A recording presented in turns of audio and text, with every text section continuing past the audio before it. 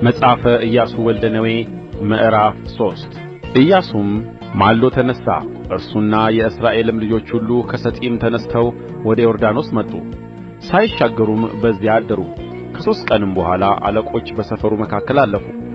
ሕዝቡንም የአምላካችሁን የእግዚአብሔርን ቃል ኪዳን ታቦትና ሌዋውያን ካህናት ተሸክመውት ባያችሁ ጊዜ ከሰፈራችሁ ተነሥታችሁ ተከተሉት። በእናንተና በታቦቱ መካከል ያለው ርቀት በስፍር 2000 ክንድ ያህል ይሁን። በዚህ መንገድ በፊት አልሄዳችሁበትምና የምትሄዱበት መንገድ እንድታውቁ ወደ ታቦቱ አትቅረቡ ብለው አዘዙ። ኢያሱም ሕዝቡን ነገ እግዚአብሔር በመካከላችሁ ድንቅ ነገር ያደርጋልና ተቀደሱ አለ። ኢያሱም ካህናቱን የቃል ኪዳኑን ታቦት ተሸክማችሁ በሕዝቡ ፊት እለፉ ብሎ ተናገራቸው። የቃል ኪዳኑን ታቦት ተሸክመው በሕዝቡ ፊት አለፉ። እግዚአብሔርም ኢያሱን ከሙሴ ጋር እንደ ሆንሁ እንዲሁ ከአንተ ጋር መሆኔን ያውቁ ዘንድ በዚህ ቀን በእስራኤል ሁሉ ዓይን ከፍ ከፍ አደርግህ ዘንድ እጀምራለሁ። አንተም የቃል ኪዳኑን ታቦት የሚሸከሙትን ካህናት በዮርዳኖስ ውኃ ዳር ስትደርሱ በዮርዳኖስ ውስጥ ቁሙ ብለህ እዘዝ አለው። ኢያሱም ለእስራኤል ልጆች ወደዚህ ቀርባችሁ የአምላካችሁን የእግዚአብሔርን ቃል ስሙ አለ።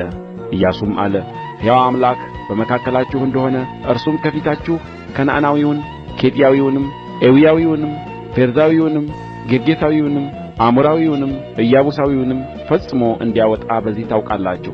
እነሆ የምድር ሁሉ ጌታ ቃል ኪዳን ታቦት በፊታችሁ ወደ ዮርዳኖስ ያልፋል። አሁንም ከእስራኤል ነገዶች 12 ሰዎች ምረጡ፣ ከየነገዱ አንድ ሰው ይሁን።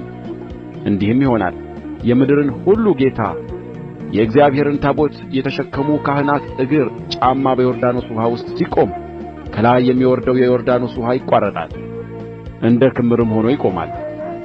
እንዲህም ሆኖ ሕዝቡ ዮርዳኖስን ሊሻገሩ ከየድንኳኖቻቸው በወጡ ጊዜ የቃል ኪዳኑን ታቦት የተሸከሙ ካህናት በሕዝቡ ፊት ይሄዱ ነበር።